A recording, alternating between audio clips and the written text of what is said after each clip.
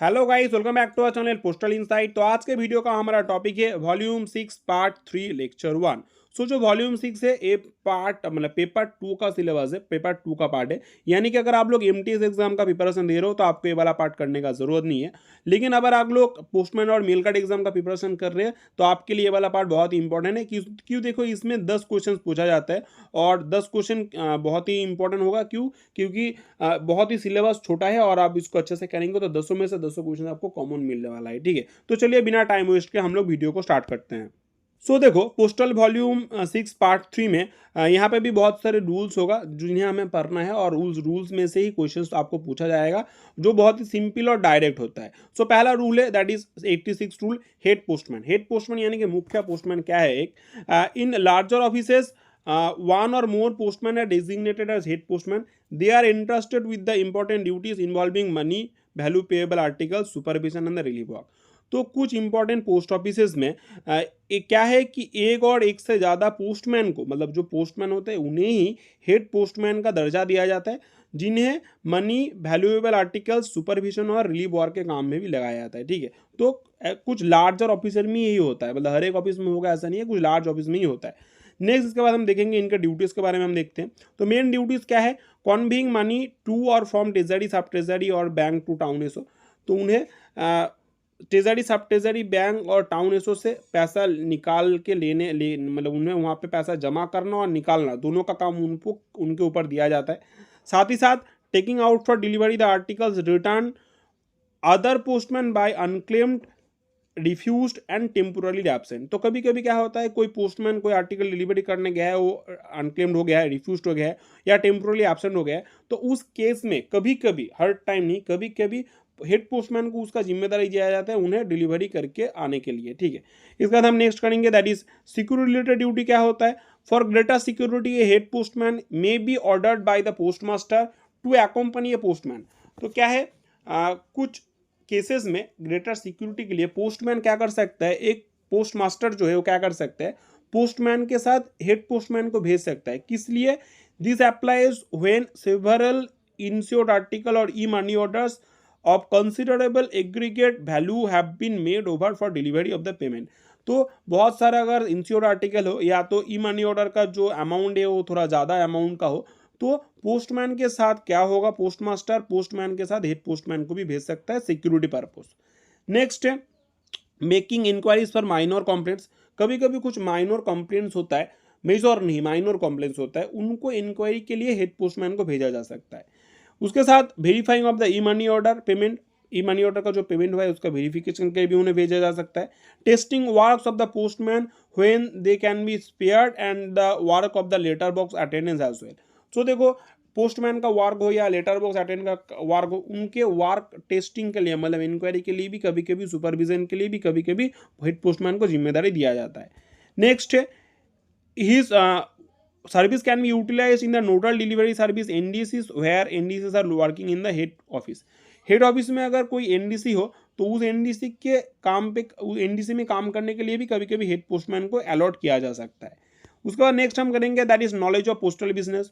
तो एक पोस्टमैन को पोस्टल बिजनेस का अच्छे से नॉलेज होना चाहिए, उनको पोस्टेज रेट्स के बारे में पता होना चाहिए, पोस्टल सिस्टम के बारे में पता होना चाहिए, साथ ही साथ पब्लिक फॉर्म्स जो होते हैं वो अच्छे से फिलअप करना भी उन्हें अच्छे से आना चाहिए। ठीक है, तो हम देखते हैं क्या क्या है उनके नॉलेज में क्या क्या होना चाहिए।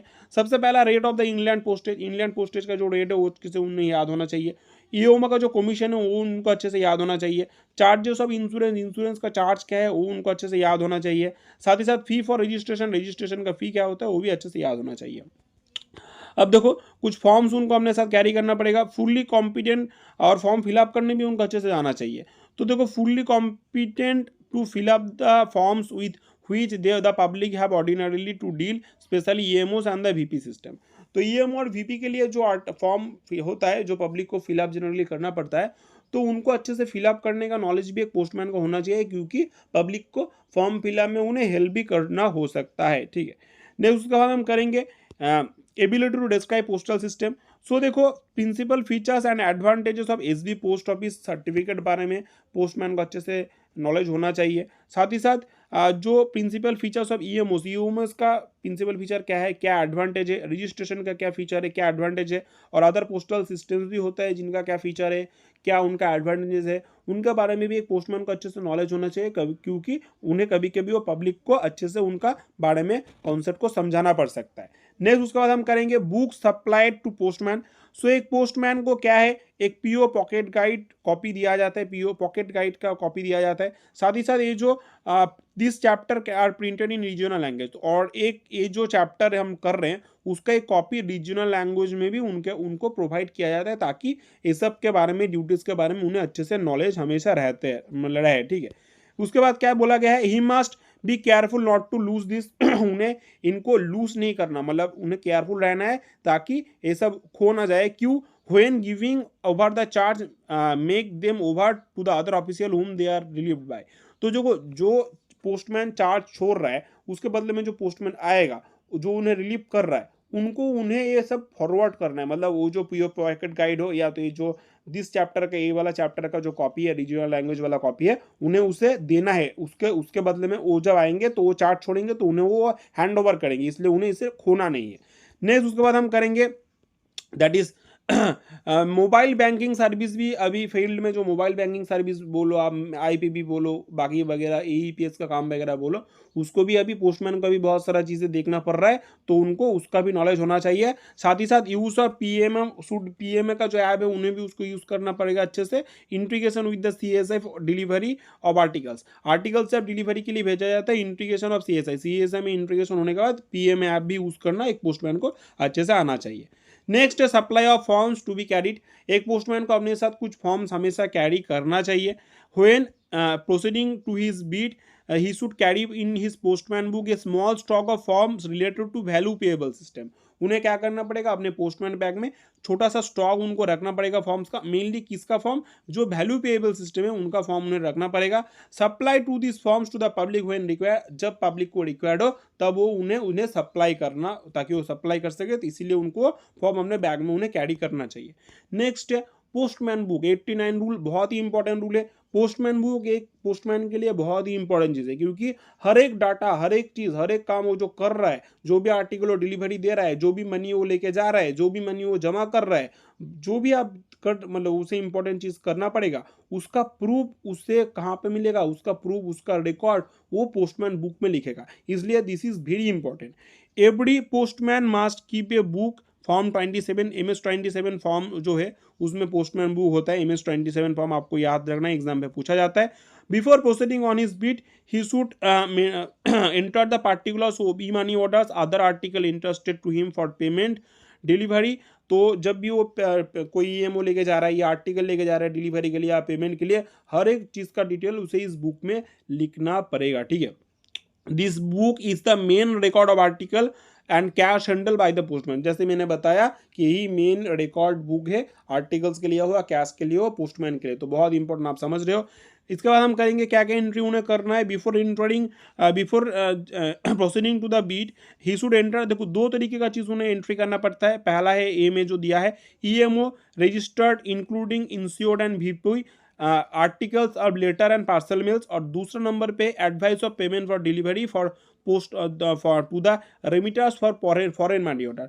तो दोनों तरीके का ये जो चीज़ यहाँ पे बताया गया उसके एंट्री करना पड़ेगा। तो पहला जो चीज़ है, पहला ए पॉइंट में जो सब है उनके लिए क्या क्या एंट्री करना पड़ता है। Description of the article like name of the payee EMO के लिए, अमाउंट ऑफ पेई, अमाउंट क्या होगा, office and date of issue, कौन सा ऑफिस से और कौन से डेट में इशू किया है ई मनी ऑर्डर को, उसका details, name of the addressee of registered article including insurance VP हो, रजिस्टर्ड हो या रजिस्टर्ड आर्टिकल हो, या उसके लिए क्या होगा इंश्योर आर्टिकल, उसका जो नेम ऑफ द एड्रेस है उसको वहाँ पर लिखना पड़ेगा। Number of the registered insurance VP article, जो नंबर है उसे लिखना पड़ेगा। अगर एक्नॉलेजमेंट ड्यू रहा तो उस एंट्री के नीचे उसे ए वर्ड यूज़ करना पड़ेगा, लेटर यूज़ करना पड़ेगा, ताकि समझ में आए कि उसमें क्या है, एक्नॉलेजमेंट ड्यू है, ठीक है। तो ये सारा डिटेल्स जो है उसे अपने कॉपी में लिखना पड़ता है। आई होप आपको समझ में आया। और जो बी एंट्री है उसके लिए क्या होगा, डिस्क्रिप्शन ऑफ द डॉक्यूमेंट और number of the each money order which it is related, मतलब उन्हें उसका डिस्क्रिप्शन और नंबर भी उसमें लिखना पड़ता है बी एंट्री के लिए, ठीक है। बी एंट्री में क्या था फिर से देख लेते हैं। Advice of payment, advice of payment क्या है, this is like a acknowledgement, जब रजिस्टर आर्टिकल वगैरह के लिए एक्नॉलेजमेंट दिया जाता है, सिमिलरली फॉरेन मनी ऑर्डर के लिए एडवाइस ऑफ पेमेंट दिया जाता है, जिसे एड्रेसी को भेजना पड़ता है, रिटर्न भेजना पड़ता है। आई होप आपको, सॉरी पेई को जो भी रिमिटेंस है, सॉरी रिमीटर है, रिमीटो को भेजना पड़ता है, तो उसके लिए एडवाइस ऑफ पेमेंट उन्हें देना पड़ता है। आई होप आपको समझ में आ रहा है। ठीक है, इसके बाद हम नेक्स्ट देखेंगे। तो देखो जो पहला एंट्रीज है, ए में जो सब एंट्रीज था उसके लिए पोस्टमैन बुक में एक स्पेशल कॉलम है, तो उसमें वो पोस्टमैन बुक में वो लिख सकता है, special column is provided in postman book. लेकिन जो बी एंट्रीज है एडवाइस ऑफ पेमेंट का, उसके लिए पोस्टमैन बुक में कोई कॉलम होता नहीं है, इसलिए वो राइट अक्रॉस द फॉर्म के किसी भी जगह पे उसे उसका डिटेल उसे लिखना पड़ेगा। नेक्स्ट है, अगर कोई आर्टिकल डैमेज रहा, even the article made over to the postman appear to be damage, a remark also effect should be written in the इस बुक। देखो अगर कोई आर्टिकल डैमेज हो तो आपको पहले तो उसे पोस्ट मास्टर को बताना पड़ेगा, फिर आपको अपने जो पोस्टमैन बुक है उसमें भी आपको उसका डिटेल लिखना पड़ेगा कि हाँ इसका ये आर्टिकल डैमेज था, उसका एक एंट्री आपको, रिमार्क आपको देना पड़ेगा अपने पोस्टमैन बुक पे। रिस्पॉन्सिबिलिटीज में देखते हैं, the assistant of the department concern are required to see that these entries are made properly. जो असिस्टेंट कॉन्सर्न होगा डिपार्टमेंट का, उन्हें जो पोस्टमैन बुक है, पोस्टमैन जो बुक होता है पोस्टमैन का, पोस्टमैन बुक, इसको अच्छे से कभी वेरीफाई करना भी करता है। कभी कभी आप उनको चेक करेंगे, मतलब वो असिस्टेंट जो वो चेक करेगा कि आपने सब एंट्रीज अच्छे से किया है नहीं किया, तो वो असिस्टेंट का जिम्मेदारी होता है उसे अच्छे से फॉलो थ्रू करना। नेक्स्ट है, जब कोई पोस्टमैन अपने बीट से रिटर्न आएगा, on his return to the office, postman should obtain the initials of the assistant concerned और the treasurer in appropriate column of his book as an acknowledgement for. जब article beat में काम करने के बाद एक पोस्टमैन रिटर्न आता है, तब उसे जो असिस्टेंट कॉन्सर्न रहता है उससे या तो ट्रेजरर जो होगा उससे इनिशियल लेना पड़ेगा, साइन करवाना पड़ेगा। किसके लिए? एक्नॉलेजमेंट के लिए। किसके एक्नॉलेजमेंट के लिए? जो भी रिसीव उसके पास था उसके एक्नॉलेजमेंट के लिए, जो भी एक्नॉलेजमेंट उन्हें दिया गया तो उसके लिए साइन कराना पड़ता है। Cash relating to delivery articles related जो भी कैश होगा उसके लिए साइन इनिशियल करना पड़ेगा, एक्नॉलेजमेंट लेना पड़ेगा। Payment of the money orders जो भी ईएमओ पेड हुआ है उसके लिए भी लेना पड़ेगा। अनडिलीवर्ड आर्टिकल्स के लिए भी, अनपेड ईएमएस के लिए भी, और अगर अनपेड ईएमओ हुआ तो cash which he made over to the assistant और to the treasurer as case में भी। अगर देखो अनपेड ईएमओ हुआ है यानी कि कैश बच गया है, तो उस कैश को क्या करना पड़ेगा? ट्रेजरर को जमा करना पड़ेगा, और उसका के लिए भी उसका एक्नॉलेजमेंट भी लेना पड़ेगा कि हाँ उन्होंने वो कैश को जमा किया है। ठीक है, आई होप आपको समझ में आ रहा है। हम आगे बढ़ेंगे, लेकिन उससे पहले मैं बता दूं, अगर आप लोग एमटीएस पोस्टमैन या मेलगार्ड एग्जाम का प्रिपरेशन ले रहे हो तो देखो हमारा कोर्स 1 और कोर्स 3 अभी अवेलेबल है। उसमें आपको अगर आप एमटीएस का एग्जाम दे रहे हो तो उसके लिए भी आपको मटेरियल्स मिलेगा, रिकॉर्डेड क्लासेस मिलेगा, जिसका फुल प्राइस 599 है, जिसमें आपको डिपार्टमेंटल पार्ट, जीके वाला पार्ट, एरिथमेटिक वाला पार्ट सभी आपको मिल रहा है, प्रीवियस ईयर के क्वेश्चन सेट भी मिल रहा है, अपडेटेड नोट्स भी मिलेगा। जो भी अपडेट आपको अभी एग्जाम तक आपको होगा सब हम लोग उसमें कवर करेंगे। और अगर आप कोर्स 3 लेना चाहते हो जिसमें आप एमटीएस और पोस्टमैन मेलगार्ड दोनों का एग्जाम का प्रिपरेशन कर सकते हो, उसका भी आपका मटेरियल्स और रिकॉर्डेड क्लासेस का बैच अवेलेबल है। प्राइस है 899।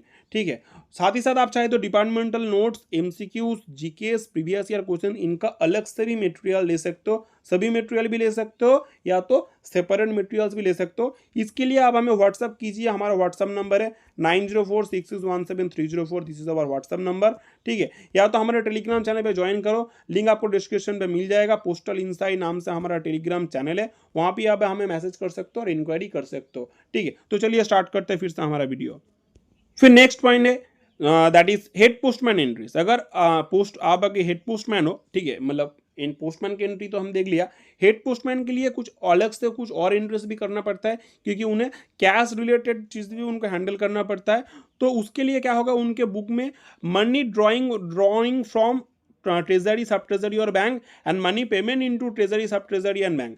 देखो अगर हेड पोस्टमैन आप अगर हो तो आपको क्या होगा, मनी आपको सब ट्रेजरी हो बैंक हो, मनी वहाँ से ड्रॉन भी करना पड़ता है, निकालना भी पड़ सकता है, और वहाँ पे जमा भी करना पड़ सकते हैं। तो इसका डिटेल भी आपको अपने पोस्टमैन बुक में एंट्री करना पड़ेगा। ठीक है, और क्या होगा, he must obtain the treasurer acknowledgement in his book for money drawn from treasury, sub treasury, bank और पेड टू हिम।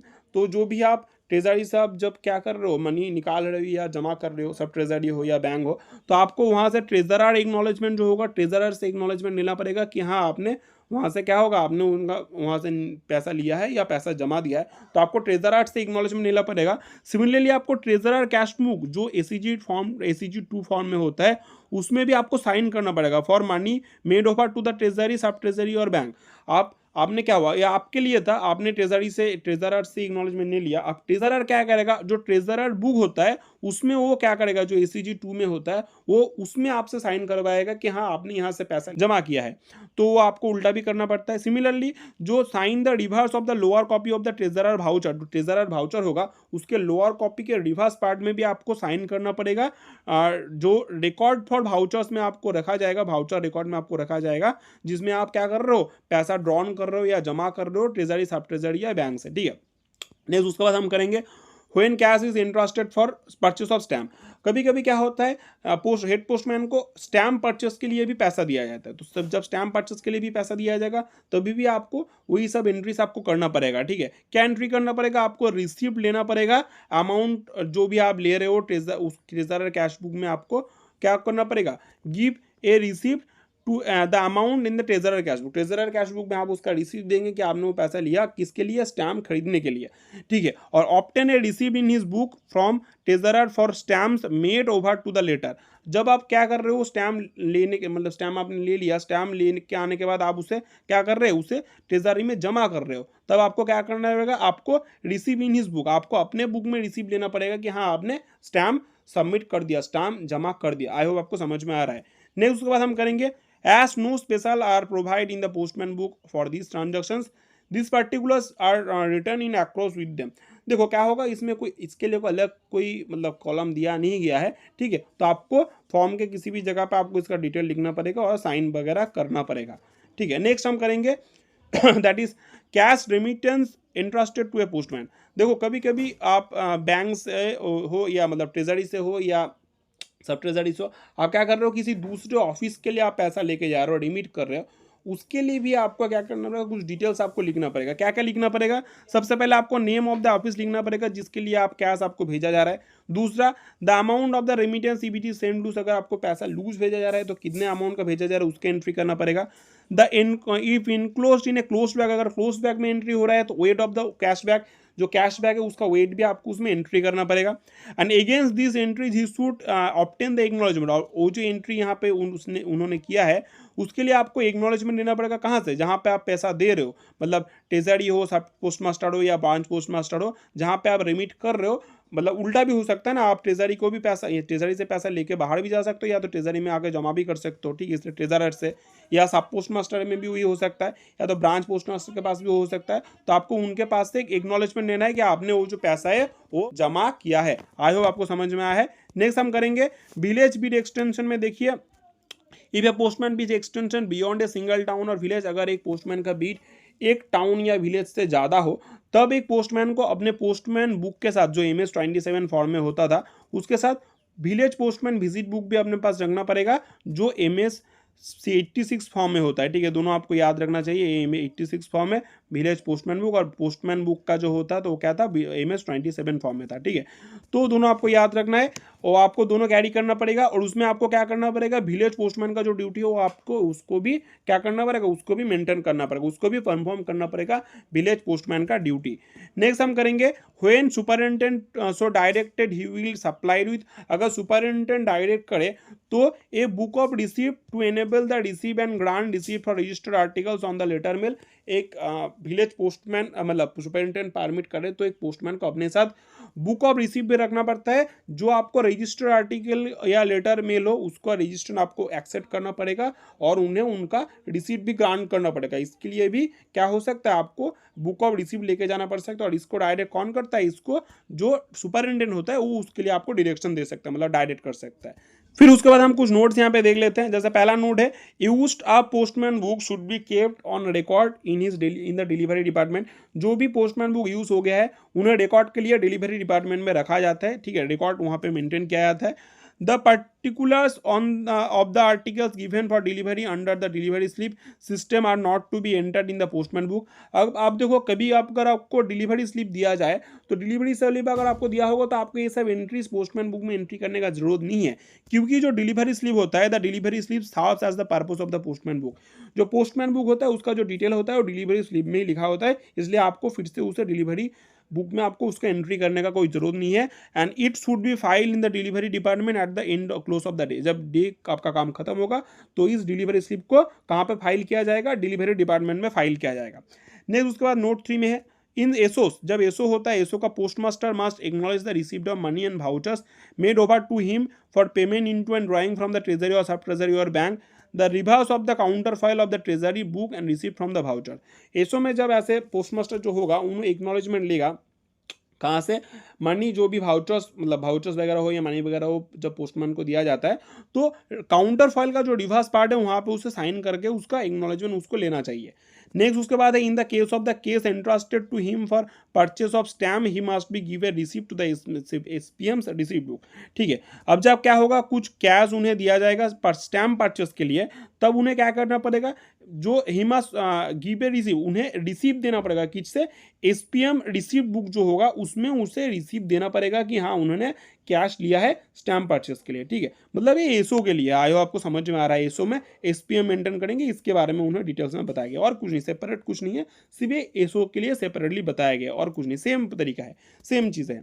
नेक्स्ट उसके बाद हम करेंगे address to be notice in और आर्टिकल। देखो एड्रेस कैसे लिखेंगे, एड्रेस लिखने के टाइम देखो कुछ चीज़ों के ऊपर एक पोस्टमैन को ध्यान देना चाहिए। जैसे अगर आप उसका आर्टिकल का क्या है, आप उस आर्टिकल का लैंग्वेज समझ में नहीं आ रहा आपको, या तो वो आपके बीट का ही नहीं है, तो आपको कुछ चीज़ों के ऊपर ध्यान देना पड़ेगा। क्या ध्यान देना पड़ेगा, the postman should note that the name of the addressee on the article made over to him for delivery in every case in which he cannot himself read the language in the addressee in written address is written।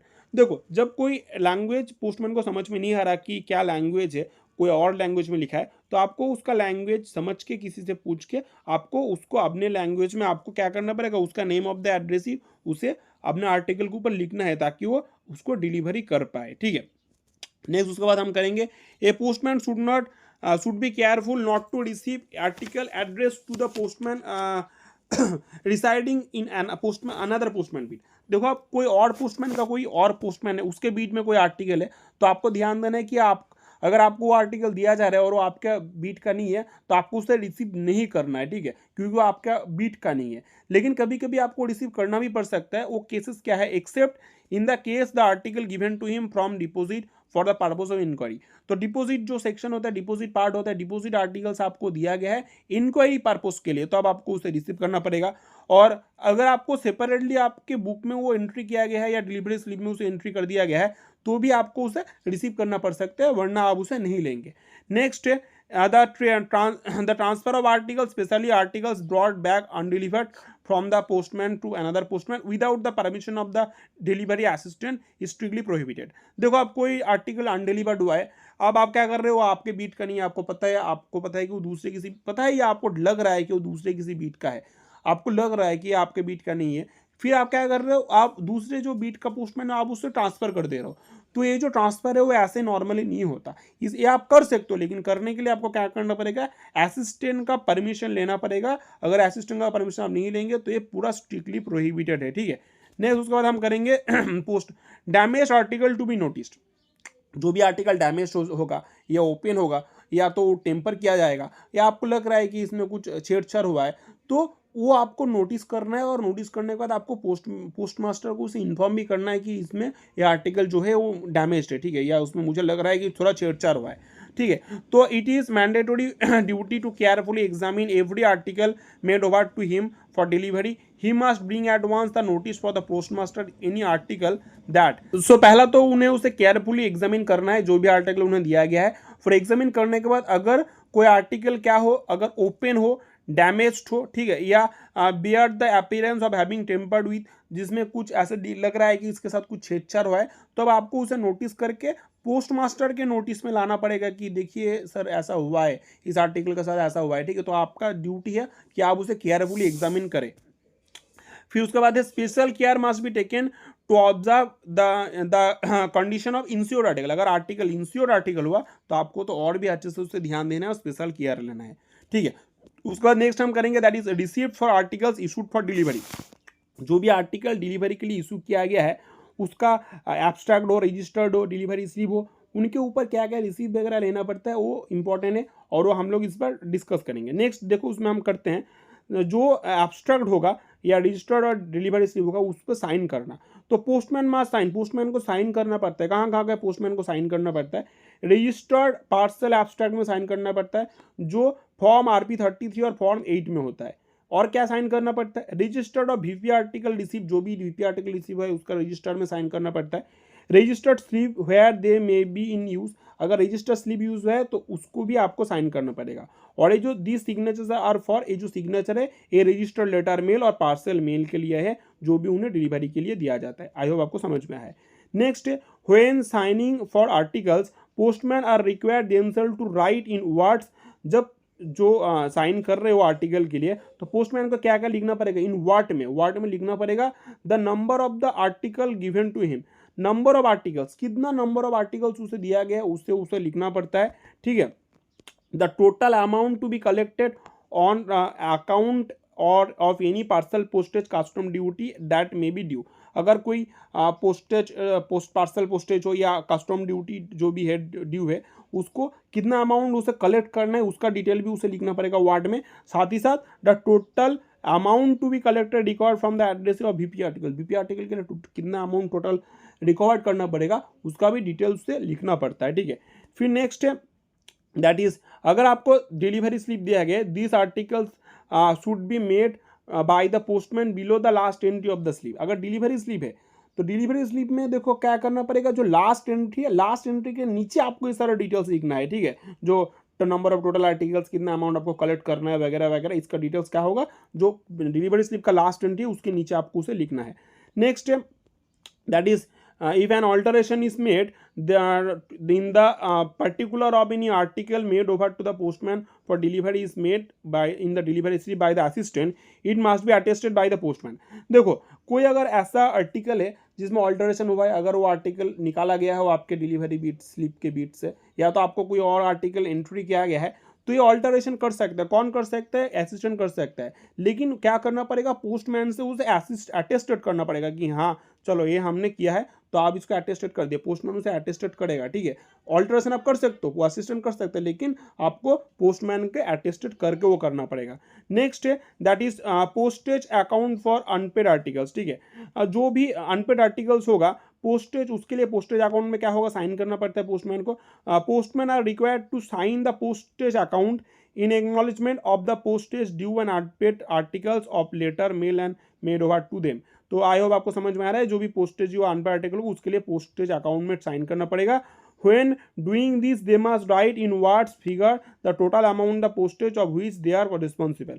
तो जब ये कर रहे हैं तब उसे वाट और figure दोनों में लिखना पड़ेगा, जितने भी अमाउंट का पोस्टेज जो मतलब वो रिस्पॉन्सिबल है, उन जिम्मेदार है उनको कलेक्ट करने के लिए उसका वार्ड और फिगर दोनों में उसका वो लिखेंगे, ठीक है। नेक्स्ट उसके बाद है that is insured article value limit. तो देखो इंश्योर्ड आर्टिकल वैल्यू लिमिट में देखते हैं जो एक सिंगल इंश्योर्ड आर्टिकल होता है उसका जो लिमिट है तो वो है 500 रुपये, यानी कि no postman is permitted to receive for delivery and insured article of greater value than 500। 500 रुपये से ज़्यादा वैल्यू का इंश्योर्ड आर्टिकल कोई एक सिंगल पोस्टमैन कैरी नहीं कर सकता। दूसरा है total aggregate value limit for the postman. तो जो टोटल एग्रीगेट वैल्यू लिमिट होता है जिसमें इंश्योर्ड आर्टिकल हो, VP हो, COD हो, बैंकिंग हो, MO या IPB हो, सबको मिला के एक एट ए टाइम एक टाइम पे एक सिंगल पोस्टमैन सबको मिला के जो मैक्सिमम अमाउंट कैरी कर सकता है दैट इज 40,000। 40,000 से ज़्यादा वो कैरी नहीं कर सकता, ठीक है।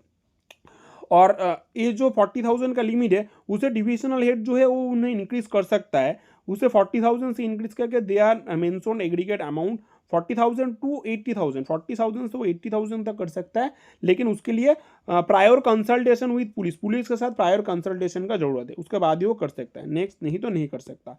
नेक्स्ट है फॉर ABPM एंड डाक सेवक। ABPM और डाक सेवक के लिए भी सेम कुछ रूल्स अप्लाई होता है, जैसे उनका भी सिंगल इंश्योर आर्टिकल का अप टू लिमिट वैल्यू 500 होता है और उनका जो एग्रीगेट वैल्यू होता है जिसमें insured, VP, COD, banking, MO, IPB मिला के जो टोटल अमाउंट होगा जो एक एट ए टाइम एक सिंगल एबीपीएम या डार्क सेवक जो कैरी कर सकता है उसका वैल्यू क्या है, उसका वैल्यू है 15,000 से ज़्यादा नहीं हो सकता।